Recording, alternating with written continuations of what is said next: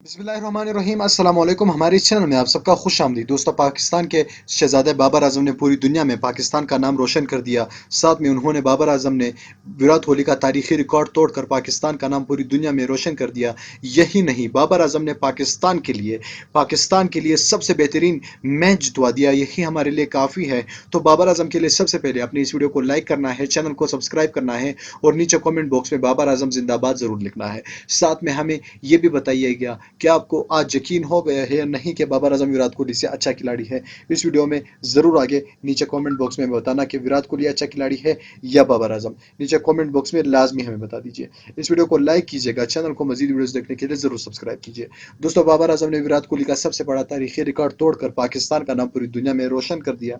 और साथ में विराट कोहली के लिए उन्होंने चैलेंज जो दिया था, विराट कोहली का चैलेंज भी एक्सेप्ट करके उसको पूरा कर दिया। दोस्तों, विराट कोहली का जो तारीखी रिकॉर्ड था कि सबसे कम मैचों में सबसे ज़्यादा रन बनाना, वो तो बाबर आजम ने तोड़ ही दिया। सबसे साथ में बहुत बड़े छक्के लगाए। और इंडियन मीडिया पर इस वक्त बहुत कुछ नहीं चल रहा, बल्कि सिर्फ और सिर्फ बाबर आजम की तारीफें चल रही हैं। और पाकिस्तान ने जिस तरह से भारत को टोका है, उसकी बारे में रिपोर्टें चल रही हैं।